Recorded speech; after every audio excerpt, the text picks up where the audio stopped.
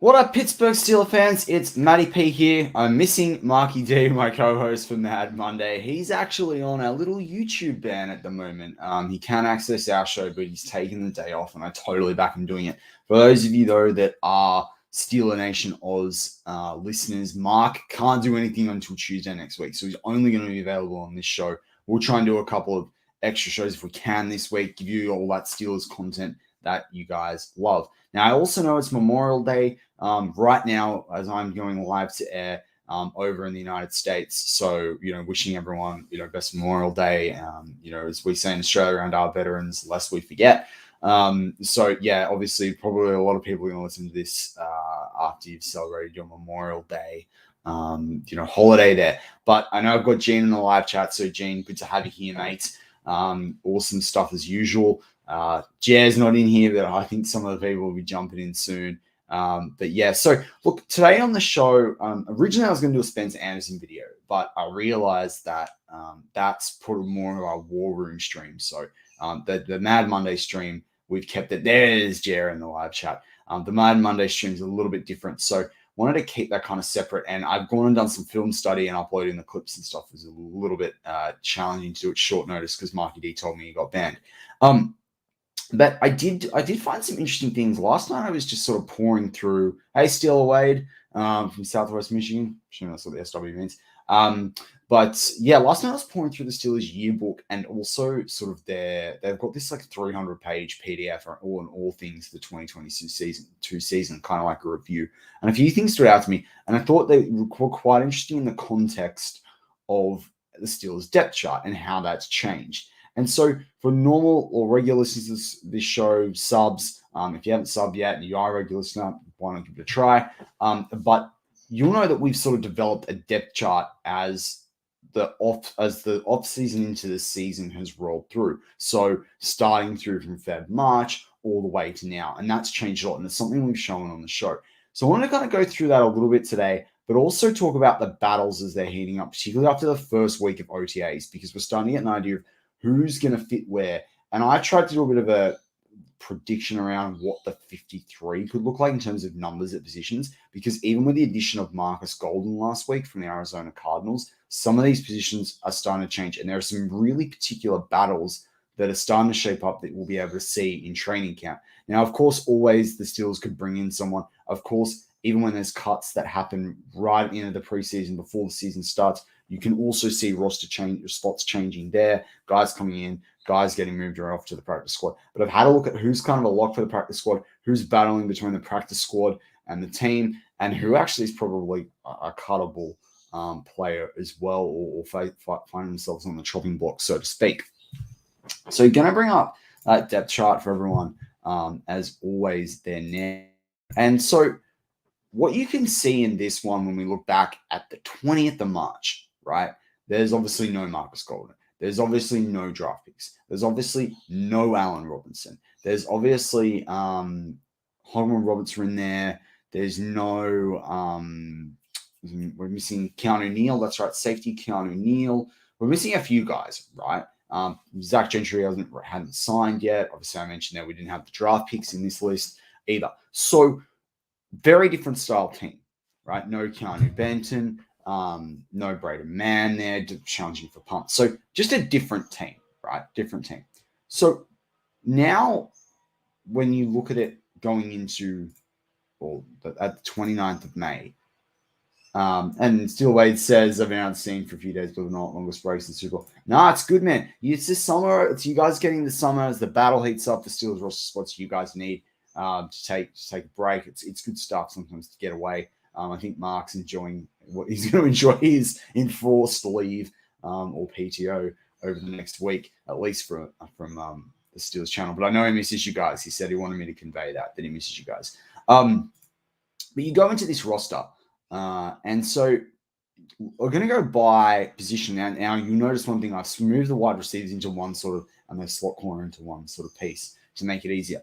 But we're going to go piece by piece because one of the things that's quite interesting is the Steelers, if we look at how the Steelers were built last year, because if we look at the way that the Steelers were built last year, I lost it.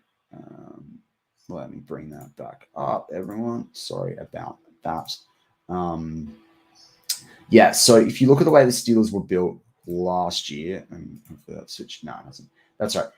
They had 3 quarterbacks that played in games. They had 4 running backs. There were really 5 receivers, 3 tight ends, 9 offensive linemen. Now, this is according to the way they broke down their roster outside, of players in games. So, I don't know. I think there's 1 or 2 guys missing here, but that's just me. 8 linebackers, 10 defensive backs, 6 defensive line, 3 specialists. Now that equaled sort of like about 51 players as well. So that was kind of interesting to see as well. But moving back to the depth chart side of things, you've got obviously the 3 quarterbacks there. You saw the extension of Trubisky. You saw the re-signing and the bring back of Mason Rudolph. Tanner Morgan's the guy they brought in as a UDFA. Tanner Morgan's in blue because blue are the guys I've mentioned before that are probably practice squad at best. Some of those guys can be more likely than others. You get to the halfback position. Now, there's a really good analysis. Nick Farabaugh did an article on Steelers Now around the role of Cameron Haywood, how that's shaping up. I think Mark Matty at The Athletic did the same thing. They're saying they're listing him at tight end and fullback. And I agree with that. That's something that I've been saying on this channel, for a long time. I said it last year back when we still can't know. I see Connor Hayward as the future of the fullback role because a lot of teams don't play the fullback role in the traditional role. And even though this Matt Canada offense with these shifts, these motions, with these, run focused first team, it still doesn't. Oh yeah, hey Morris. It still doesn't mean that they're gonna necessarily play that old traditional style, but Connor Haywood, I think can perform that role for them. Obviously, you've got Najee Harris and Jalen Warren. Jalen Warren, a lot of hype around him. They're kind of the locks on 3 of the running backs, whether Haywood's listed as the 3rd or the 4th guy on the depth chart. You then have Anthony McFarland Jr., who Mark and I sort of did when we did the draft review on the 2020 guys. We were talking about him and I think he's had like 43 running plays or something. So I think it was kind of like, what's really going to do? And when he plays, he struggles to, stay on his feet. When he can't play all the time because he's not available, Mike Tomlin says your best ability is your availability. He doesn't necessarily provide that for them. So Anthony McFarland Jr., I think, is a bigger question mark. But based on the guys that got on the roster, particularly with the release of Master Teague, I think they released another guy as well, then you are really looking at this sort of what it looks like. I'm interested in what Alfonso Graham looks like. I think that's kind of a really interesting sort of X factor piece. Particularly, you can't count anyone out when you have Jalen Warren as well. You can't count anyone out because look at what he did as a UDFA. And I do think they'd like to try and stash a guy like that on the practice squad. Now, then you go to fullback. And so you've got the first player I've got on my depth chart in green. And these are guys that I feel like are between the practice squad and the roster that are fighting for that spot. And you got Monty Potterbaum. Now, Monty is someone that's getting a bit of fanfare around his mullet. I like the look of him. It's hard to see it's hard to know when I go back to that fullback spot how the Steelers are going to particularly use that role. Putting aside, there's a difference between Cameron Haywood that's versatile, that can play 3 positions, and then there's how do the Steelers want to use the fullback role? Because guys like Darnell Washington and Gentry can line up in certain fullback sets if you wanted them to. Same with Jalen Warren or Najee Harris. They're interchangeable there too. So that's kind of an interesting piece is how does the position look versus Connor Haywood? And if they want to play a bit more traditional, and let's say McFarland's not working out, and let's say they would rather try and stash another receiving tight end on the roster, you could move Monty Potterbaum into the fullback role and just make Connor Haywood running back. But really, as Steeler fans, we know that he's going to play in all 3 positions. And Steeler Wade, mate, congrats. Came back from Illinois. Excellent. Congratulations to you and your family and your daughter. So moving on to the wide receiver spot. So this is kind of where it starts to get a bit more messy. Now, obviously, we know Deontay Johnson, George Pickens, Allen Robinson II are pretty much locks there, right? Then you got Cody White, Hakeem Butler, Gunnar Olszewski, Miles Boykin, Anthony Miller, Austin, Calvin Austin. I was going to say Charlie Austin. Charlie Austin's interesting. And Jordan Bird, the return specialist, the small, nimble guy as well, but like an Austin. Now, I sit here and I look at this and I go, right, you got your three locks. The Steelers are carrying 5 or 6. I think Anthony Miller's definitely the one that I think is, apart from Austin, are the 5 kind of thing, with maybe Boykin. White, I think, is going to be practice squad or out. Now, it's going to be hard for him to make the practice squad because he actually falls outside now the 3 designations, like the guy with less than a year accrual. I think it's the other one's less than 20 games. He doesn't fit into that. So that's where I'm interested. So as I say, and it's interesting still a way to bring stuff in about Graham and Bird. Yeah. So Bird is like more of the return specialist guy. I could see him here. I think Gunner, I wanted to put him in red. I actually do think Gunner's not on this roster this year, particularly because you save about $2 million according to Over the Cap if you get rid of Olszewski. So I don't see that there. That's why he's in the oranges. That I think he's more likely to be cut. But you haven't heard anything about him either, which makes it ominous. Like, I think he could be in the next round, particularly with the money the Steelers have made, freeing up the $2 million. You freed up money with Trubisky. You freed up money with Mason. I'd have to have a look again at their cap. I don't like to look at it kind of until camp starts again, because between now and camp, so many different transactions happen with teams. So yeah, I really do think you've got, if they were taking 6 on the roster right now, I think they had 6 last year based on the roster practice, the sheet that I put up from the roster. Yeah, they had 5 last year, but I think it's a bit of a different style team. Particularly if you're taking one less running back. I honestly I could see 6, particularly when you've got an unknown in Calvin Austin. But Jordan Bird on that practice squad, he could be really interesting as a backup there. You know, if anything were to happen, if Austin's, for instance, taking over the return duties. But equally, he could too. He could also get like a roster spot purely off the returns. Although, as I say, I think the makeup of this really is more around the 6 guys that are in black on the screen right now. So what I think is going to be interesting is that slot. A lot of Steel fans have just locked down Robinson and said that's his position. I actually think the slot's going to be a bit more used a bit more dynamically than that. I think there's going to be a lot more players. Okay, so still wait. So yeah, Jordan Bird, more of a return specialist. Some people keep saying he's a running back, actually a returner. I haven't done a crazy deep dive. I'm going to be really straight up on that one into Jordan Bird, but I've heard he's pretty quick. In a few highlights I've seen, he looks pretty quick. So I'm keen for them to see what he's like in the return game, particularly because I don't see Gunnar Olszewski being a Steeler in 2023. All right, let's move into, we'll get to the running, we'll get to the DBs, Gene, but let's get onto the offensive line. So the offensive line is quite interesting here. So the Steelers you have to have 8 under the NFL rules, obviously, and it makes sense. Like, there's only 5 spots there. I think the Steelers could take 10 this season. They could take 10 players. Now, if you look at that, I've got 9 guys in black because that's sort of the way I think the way it's sort of shaping up right now. I think these guys are definitely there. But what is interesting is, like, do they consider moving Dotson? Right? Do you move Dotson on? It's his last year if he's not starting. I think he's awesome to have as a depth starter there. Dan Moore Jr., I mean, it is 8 guys technically because I listed Dan Moore Jr. twice. Dan Moore becomes that backup. Now, again, there was an interesting article. I'm going to give credit to Nick Farabaugh on this. Whether Dan Moore starts. That might be an adjustment because apparently the Steelers are reworking Broderick Jones' technique. So Dan Moore might actually start for him longer. Like I sort of said to Marky D a couple of weeks ago when we talked about this specifically, that I felt that it could be 4 to 6 games before we see Broderick Jones. It may not be that until after the bye. It may not be until midway through the season. So that's something to be prepared for. And as a tackle, you've got him on 5 years, right? You've got a vested interest in letting him perfect his craft over blooding him in year 1. We want to see it, and I think we will see it. It's a matter of timing if it doesn't happen week 1. But he also has to take his lumps in the NFL, and so I'm kind of interested in when's that right time. And that's really the interesting thing for Steelers coaches is how do we do that without getting Kenny killed? so to speak, in that sort of phrase, to use Mike Tomlin's previous analogies. And Dan Moore Jr. has gotten bigger over the offseason, so he's here for the camp battle. So that could be really interesting. Now, you then move into the guard spots. I think Daniels, Herbig, Dotson, Samala is a beautiful core there.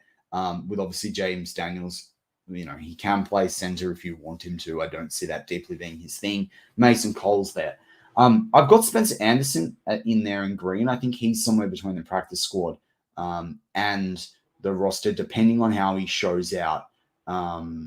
So that's an interesting thing. I've done some studying. I actually like him at guard as well. That's where he played the majority of his college. I thought the Steelers were going to try and blood him into a center. I could see them not doing that as well because of the way he can pull at guard. Now, obviously, if he can pull at guard, the question is, can he pull at center? That's something that Pouncey used to do. That's something we'd hoped out of Kendrick Green. Never really developed.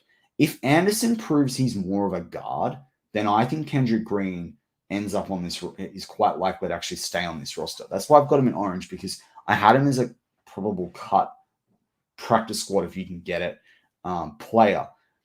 And you've got Ryan McCollum there, center in blue. He was on the practice squad last year. I think that's where he stays. I saw his name interesting in the background with Sam Marlowe's little in the locker room. His locker. I saw McCollum's locker right behind Sam Marlowe when he had an interview in the first week of OTAs.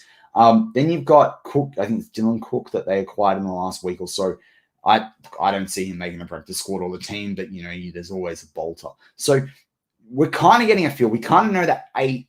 Then it's about we sort of definitely know that 8 is there 9, is there 10. That's going to come down to, just can Green fight for the spot? Can Anderson prove his worth? I'm really and still wait to you want something going on. Yeah, I really like Spencer Anderson. My problem, what I haven't been able to do so far, I've pulled up most of his tape at right guard, which is where he played the majority of last year in college. The year and 2 before that, he played mostly at tackle. There was 1 year where he played, I think it was 4 games at center. I had never to pull that game up on YouTube. That's my problem. To do some analysis there. It's very hard to pull college tape. There's actually full articles about pulling college tape and how difficult it is. Much easier in the NFL.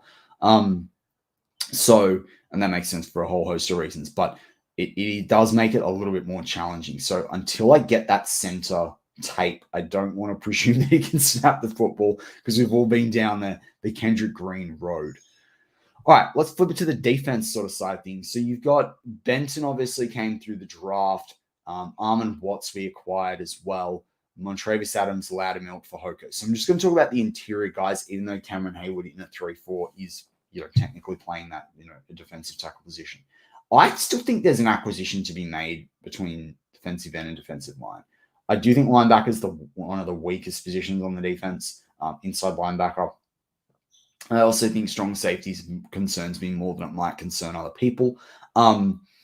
But I particularly say that because I hate hearing DeMonte Kazi is a strong safety. He's not. He's 170 something pounds. He's not a strong safety in the AFC against these tight ends and running backs, particularly the AFC North.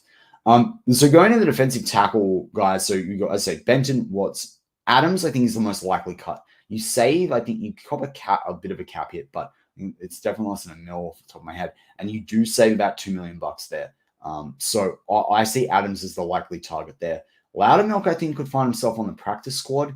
For Hoko, I think because he's one of the bigger, more traditional interior guys and run stoppers, I think he does make it into this squad. I've got him listed further down just because of how I've seen different depth charts from the previous year, whereas these new acquisitions came in.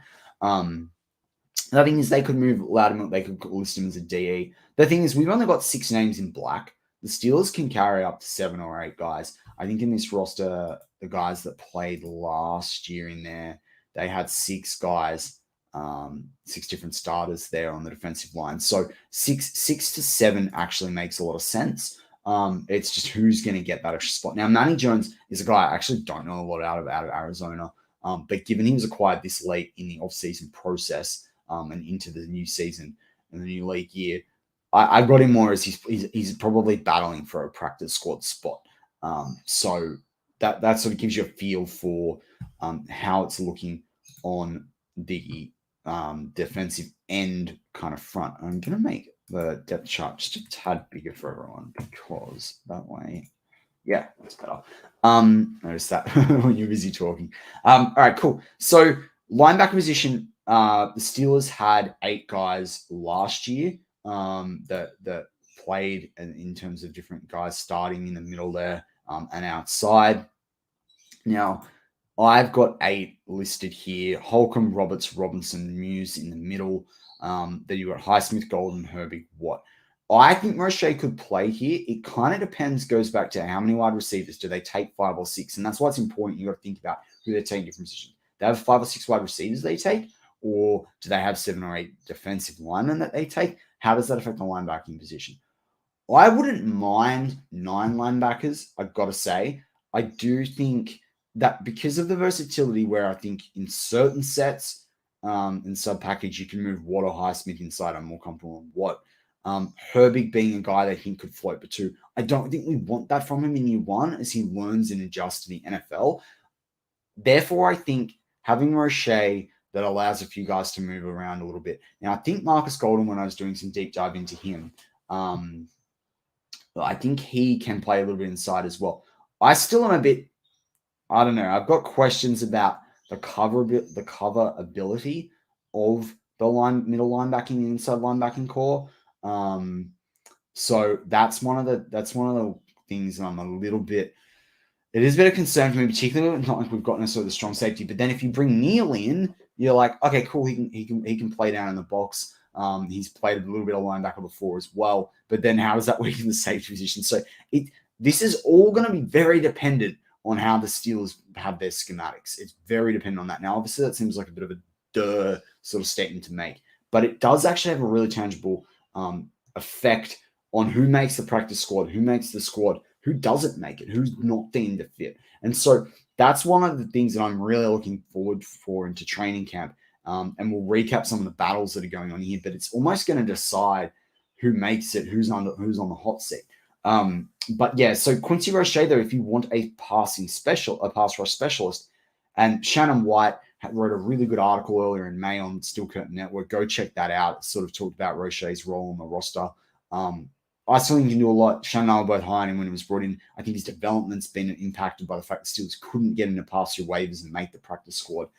So, you know, I am a fan of him, but you have to know his role and you have to know who is going to fill there, who could be that 5th inside linebacker, or who can be that extra cover linebacker. I also do think, I think Holcomb doesn't get enough credit. I think he can do a bit more in the middle than what people expect. I'm just not necessarily expecting an all-encompassing linebacker like a Devin White who plays for the Bucks.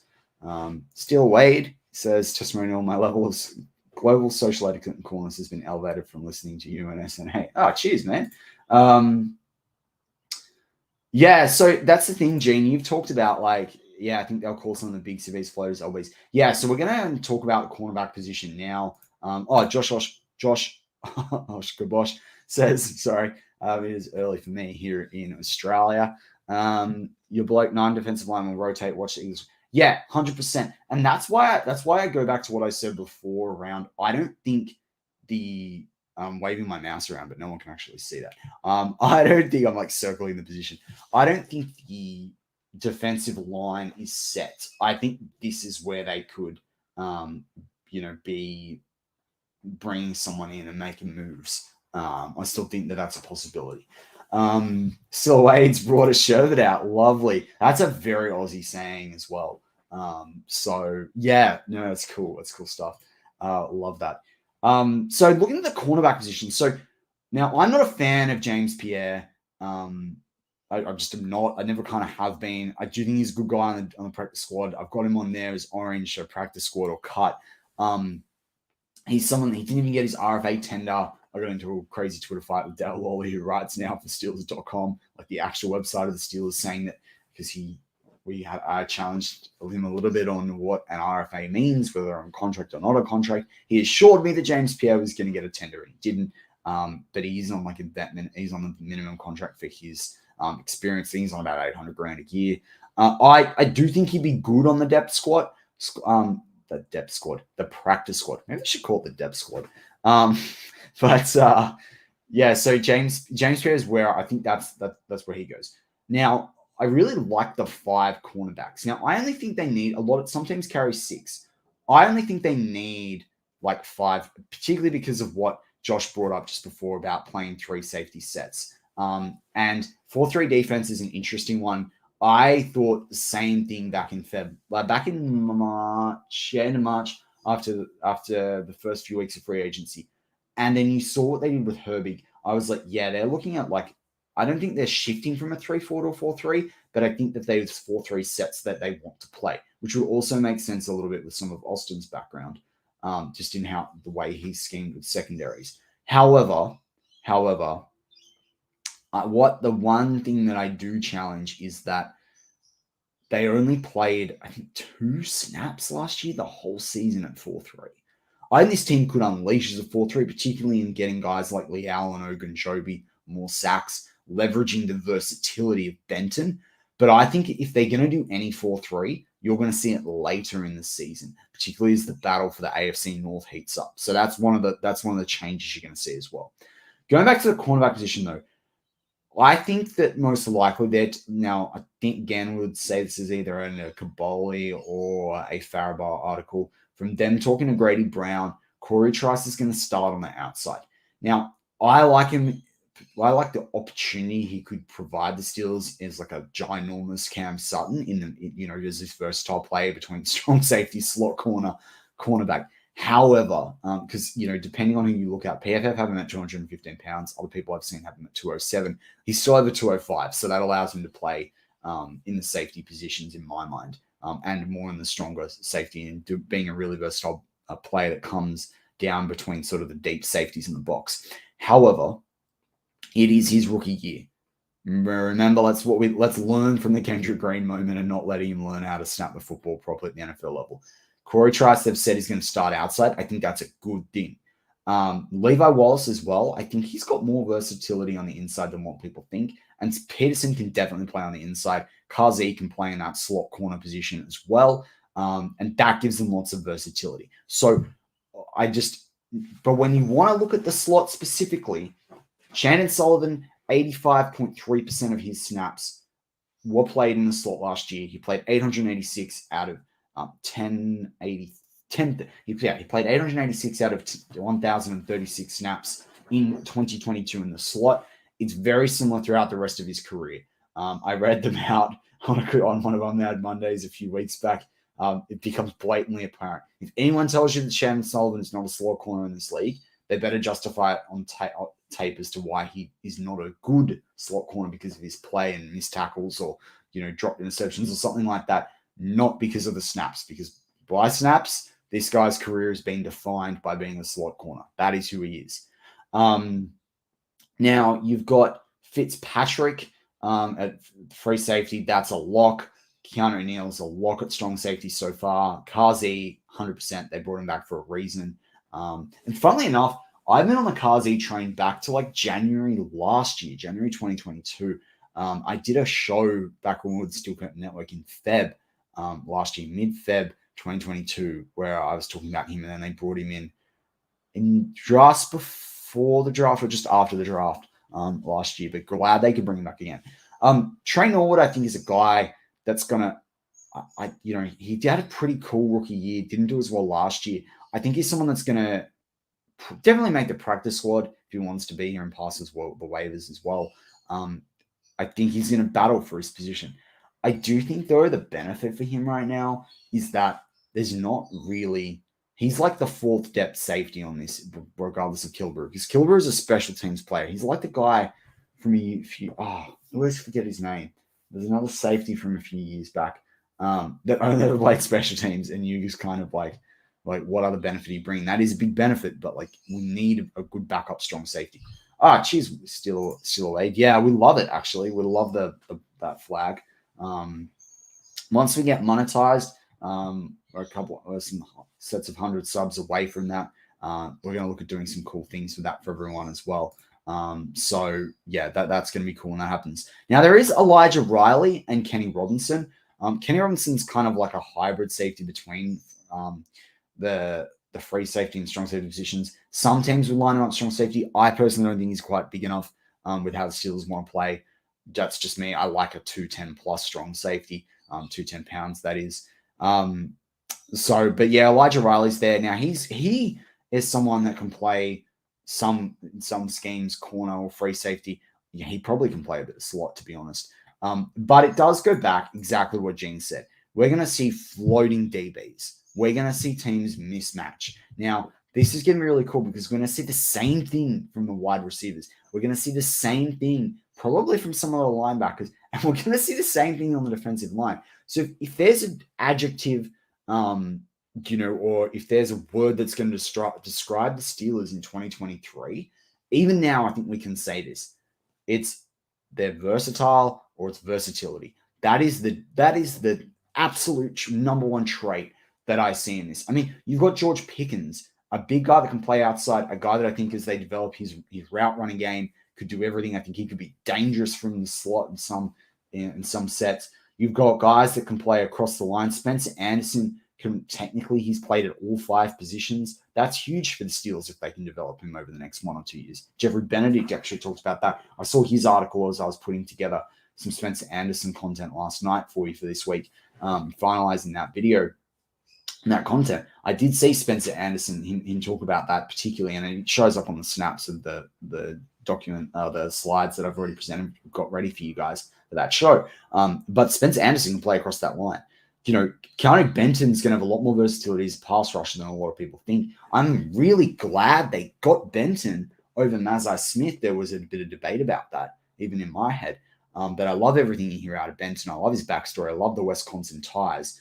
And then when you look at Spencer Anderson blocking the crap out of Mazai Smith, when you go back and look at tape, particularly this 2022 season when Maryland played Michigan, I'm thrilled they didn't end up with Mazai Smith. I'm not sure he's going to be as good as what everyone's touting him to be. It's just one game. That's fair in college. But, yeah, Spencer Anderson, I thought actually did a really good job on Mazai Smith, shutting him down. Josh says in the live chat, I like Kazi. Yeah, exactly. They do like Riley. I know. I found that last year. I was like, oh, okay, there's other guys available. There's other free agents and stuff like that you could bring in. But, yeah, they do like Riley. And that's why, I think Riley is, if I'm looking at it right now, I do think you're probably more looking like Riley in black, and then obviously being the black and gold, but black on the text of the screen, and Killebrew there, and then we start to get closer to our 53. And now I will just talk about the punters quickly. There is an Aussie punter. He could be on there for the practice squad. I think he's more a training camp body unless he can do something crazy. Presley Harvin. I like Braden Mann. I actually think they can move. I think Braden Mann could end up being the guy. I think Harvin could end up on the practice squad.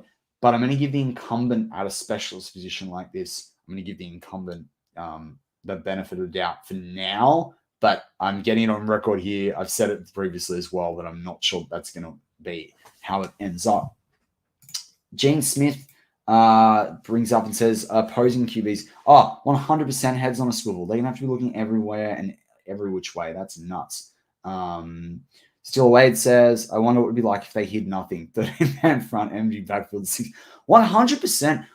That's the other thing. Caboli's, I think, did an article in the last few days in The Athletic around they've been talking about Najee and Warren on the same field. I think that can happen because I think Warren can play a fullback spot. Najee's big enough to do that in certain sets as well. I know that seems crazy, but you do that for that running.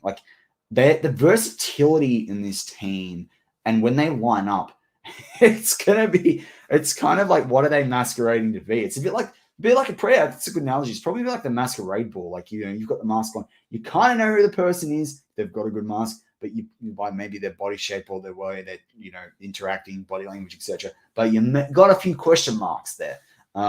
So yeah, it's going to be, but on the flip side, as you say, Steelers, what if they had nothing? It's just, we're lining up like this. Good luck. I mean, you think about a 2 tight end set, right? Or you can play a 3 tight end set with Freeman lining up in the slot, right? But you could play a 2 tight end set, as you kind of are talking about there, with Washington, and you could have Gentry there as well. That's going to be nuts. I mean, I can't wait to see them get Darnell Washington in the play action matchup that I expose on Madden all the time. But 6'7" tight ends is a huge deal. I just love this. This is really shaping up. Yeah, James, I agree. Yeah, I think Man will beat him out too. But interestingly, Percy Harvin, sorry, had a higher average punts yardage last season across total and net. That was something that surprised me when I looked up between the two a couple weeks back. Still Out West says, hey everyone, I'm late to the show. Thanks for watching. I'm going to go watch from the beginning. Cool stuff. Thanks, Still Out West. Yeah, I did it kind of early today for the Australian time. I was able to do that because I've got the day off as well. But I know it's Memorial Day, so I want to get something out there from whenever people finish something up or if they were on the road. So glad to have you in here. Go listen from the start. And yeah, comment through. I try and go back to all the comments on our videos and try and look at it. Jen Smith, yeah, I like Harvin too. But I feel like we thought when he got brought in with his size that like he could be a guy that could do some cool, like, like could he run the ball from the punt if it was close? Could he throw that pass? He had that awesome pass when he played back at Georgia Tech. So I don't know. I want to see him develop. I haven't seen, as I said to Mark probably about 6 weeks ago now, I've not seen enough out of Harvin to say he's locked down that spot. And I think we really want to see that. It took balls to kick that fruitcake backwards left. Yeah, true. See, Gene. Ball control offense, steals hold the ball. Yeah, 100%. I mean, it's quite funny we talk about that, right? Like, I grew up I grew up in a team when I was playing rugby where we had a team that wasn't that great on defense on a couple of seasons, particular team I played for. And our coach just said that if you guys can hold the ball, and we're really good on offense, and also when you score in rugby, if you score a TD, basically a try in rugby, they kick it off back to you. But he had my coach had philosophy: if you guys got the ball, they can't score with it, and that's huge. Yeah, still wait. Yeah, I mean, like he's got like, oh man, but I wanted the guy from. Yeah, he's kicking. Mark and I talked about that Steel Wade on a touchdown under 2 weeks ago, 2 or 3 weeks ago. And we talked all about kicking and the difference in how we learn to kick over here with the type of ball we have, but how much more effective that is when you strike a pointier ball, like an NFL ball. So yeah, I'd love to. I'll go find it for you still later. Next time in the show, I'll drop it in there. Unless you want to go back and look after today's show. But yeah, I think it's from 3 weeks, given that we've just done a TDU over the weekend. So yeah. Gene Smith says, I would love the games to be over by halftime so I can sleep. Yeah, same. Then I could go back to sleep. Yeah, it's hard to wake up at 3. Yeah, it's definitely a roller coaster in the season for me when you wake up at 3 a.m. and we watch that one. To be honest, though, often I sleep through the first half hour and then skip through some of the crap in the broadcast or the extra stuff, and it allows me to skip through quarter and half times and stuff. So that's helpful for me. Although halftime sometimes when I have a shower and get ready for work. Okay, cool. Still a Wade show, Robinson, Gentry, Washington, and we still pitch it. No defense for that. 100%. Like, this is going to be lights out. The other thing, too, Kenny's bigger. I don't think you want to see it a huge amount this year. But think about the touchdowns Kenny did with Sneaks last year. Like, you could see them line up in the sort of set you're talking about and then literally like, or maybe even swap that out for Najee or Warren line up as the wide receiver with Freemuth and get Kenny Pickett rushing. Just get Kenny Pickett rushing. And, he's proven he can fake slide and dive and all that sort of stuff. Still late show, Jim. We both know that's that's it. Stuart West says, I was watching 2009 Super Bowl and that game went down to the wire with the number one defense in the NFL of the year. Roethlisberger started out as usual. Yeah, exactly. Great one says, when do you think JPJ will be in the starting lineup? So I think they're going to be hard pressed to keep him out to start the year. Now, depends how technical we want to get on starter versus not starter. There's plenty of people that don't start the game, obviously. I think it depends on the scheme they set. If they're in a Yeah, I think you could see him end up fighting and winning the starting outside spot, but I could see a Tomlin thing where not letting him do it for 2 games just to fire him up a bit more, or to make him feel like he's absolutely super earned it. But yeah, I don't think they're not gonna hide him. I think if he can perform. My big thing is making sure that I hope he can stay healthy through training camp, the rest of workouts and stuff like that, and the preseason. Just because when you go through that year of like the whole college and draft process, you play a lot of games and have a lot of snaps in training in a very short space of time, relatively short space of time, and that can be a lot, particularly if he's getting starting reps and versus starters. So I think I'm not saying I think he's going to get injured, but health is always a challenge there for those rookies as well, and being fresh. Yeah, I mean, I hope that it's week 1, but like I could see them playing whilst there. The thing is, though, it depends on how good Shannon Sullivan is, and it depends on how much of this 3 safety set they want to look at, right? Because, like, if Shannon Sullivan's not adjusting that well, then maybe they move Peterson in, maybe they like the look of Wallace and Porter outside.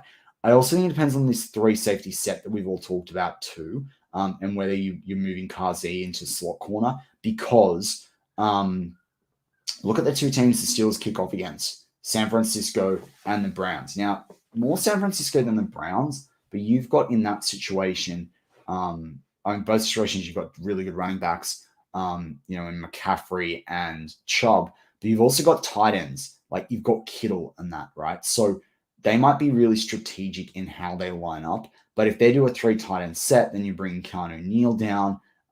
That kind of changes it for you as well. This is why I like Riley. I think he's I think overall he's a better tackler than Norwood. Again, going back to when we were talking about all the depth pieces before we got into a bit of a Q&A, I do honestly think there's another strong safety to come onto this roster. I think they need to get someone that can be a bit more than a special teamer. But if you bring a linebacker in, then you can do things with Tanner Muse in that regard. So, as I say, this versatility is helpful for the Steelers, and it's going to be difficult for opponents, but it's not so helpful when you're a Steel fan or when you have a Steelers YouTube channel, because determining where people are going to go on the role they're going to fill can be a bit of a challenge. So yeah, Steel Wade says, 2 or 3 games, cool. Cheers, Steel Wade. Yeah, hit that like button if you do like it. Obviously, if you don't hit the like button. But definitely sub. If you listen to a few of our shows, definitely sub. But I want to keep this within 45 minutes, so we're almost coming up to that time. I think a few other things to take note of is, like, as we go through this offseason, I think if you look at this roster depth chart, if you made it to this far, if you're not listening, Muse is like Muse is like, he's lined up in some strong safety sets, some box safety sets. He's one of these guys that's like a tweener between the linebacker and the safety position. But I don't think you can do this because I don't think they've got the cover linebacker depth to be able to do it. Secondly, the other thing is that I like a faster strong safety than what he is. I think he's 40 time Tanner Muse 40. I think it was 4.5. He had a 4.41 second 40-yard dash. Yeah. And then he ran a 4.42 and a 4.43 unofficial ones as well. So yeah, that's kind of, Muse can run, man. And he's like 224 pounds, I think, off the top of my head. He's in the mid 220s. So yeah, it's pretty crazy. But in terms of what's to come on the show this week, definitely have the Spencer Anderson video out. Mark and I will do TDU boys. We're going to actually do that on Thursday night instead of Friday night. He can actually join our channel, but Mark does a lot of content, so we thought we'd give him Mad Monday off. So we're going to do that on Friday about lunchtime our time, so Thursday evening for you. Probably about 8-ish p.m. So stay tuned for that one. 4-4 is good, eh? Still late show. That's really good. So we're going to do that. Spencer Anderson's coming out. Going to try and look into Corey Trice, but I think there's a bit of information out on him now. Spencer Anderson video coming. Want to have a little bit of a look at Darnell Washington if we can too. But Benton's the one I'm really keen off the yeah, nice. Yeah, that's it. That's it. You guys getting the Australian slang on in the live chat. I love it. I'm going to have a look at some more Benton tape though as well, because I really enjoyed doing his draft reaction video, and I'm keen to do that. To get a bit more into him, because I think a lot of fans are still sleeping on Benton, and he's good quality character too. Like, I'm liking the interviews he's delivering. And we'll close it out with the great one. I think if JPJ enters the starting lineup, Pat P will be a coverage safety and split with Neil. Sullivan will become a depth guy, and Kazi will start slot. Yeah, definitely. I just think that a lot of people don't necessarily aren't giving Shannon Sullivan the credit at the slot corner than what he deserves. And actually, when you go look at it, he's done pretty well. In the slot before. Like, he's a good player. He's going to be a really good player. So, in the slot, or at least really good from a depth perspective. It's not, he's not a question mark there. So, that's the thing that I'm really excited about in this team. I wasn't necessarily fully that high on that acquisition, and then when you go look through his snaps, he's actually been pretty good. But yeah, again, everything will depend on the preseason, and it also depends on, as I said, what the versatility is like and the coverability in this inside linebacking core. Because if Neil doesn't have to come down and play box safety, coverage linebacker, well, he's going to have to come down and play box safety. If he doesn't have to come down and play coverage linebacker, that's going to change the game as well. Yeah, I think as well, Silway, you bring up a really good point about the preseason. In that, and I'll keep taking questions for a couple more minutes if you guys got them. I think it's interesting, like what they show in the preseason, because I feel like some years particularly the last 2 or 3, we haven't seen a lot of what's happened in season in the preseason. It's kind of funny. They definitely keep it quite vanilla. Yeah, I'm pretty sure it did. Yeah, that's what I mean. And remember, these guys played together at Minnesota. This is kind of the cool thing. Like, Benton and Herbig played together on the line, so to speak, for Wisconsin. Peterson and Sullivan played together in Minnesota. You look at Neil and Kazi, they played together with the Falcons, back at the Atlanta Falcons there. There's a couple of guys that are sort of in this bucket of having played together on different teams. So it's kind of obviously got Herbig and Ciamalo from the Eagles that we acquired there. I don't think Killebrew was just played with he was only on the Detroit Lions, I think. So yeah, that is going to pretty much wrap up the show. But thank you everyone for listening. I hope you're enjoying, or you did enjoy, your Memorial Day weekend. If you catch the show later, shoot us a comment as well. Happy to come back on that. Yeah, exactly. Shannon Sullivan was all loving about playing with PP and the Steelers. Yeah, that's actually one thing I'll bring up. I think if you with people that missed Mark and my show on over the weekend, we talked about this and like the quality of the interviews and the characters that they've got in. These interviews, if you go back and listen to any of these ones from week 1, they want to win. There's a different mentality. And that's why I think there's some real battles on this list. And we'll just recap that. Like I said, I didn't want to forget that. You got battles here between Loudermilk, Adams, and Jones for the DT, DE spots as it stands. Quincy Roche's battling to make it onto the roster. Kenny Robinson, I think, is a practice squad guy. Norwood's in a battle to make, between the roster and the practice squad. Pierre, I think he's a slight chance being cut, but I think he's a practice squad guy. Jordan Bird's battling there for return specialist, wide receiver spot. Same with Boykin to a degree. Not so much for return, but being a gunner on special teams. I think Butler, Hakeem Butler, Cody White are there as practice squad guys at best. But it could be pretty hard for Cody White, actually, because he only fits 2 of the designations. Gunnar Oshesky, he's orange because I think he's probably going to be a guy that gets cut. Monty Potterbaum's fighting between a roster squad and a practice squad spot. Alfonso Graham, I think, is there as a practice squad guy. Could he make the 53? Could he try and make the 53? Morgan there, I see as practice squad guy, if he can pass waivers. Dylan Cook definitely going to get a cut.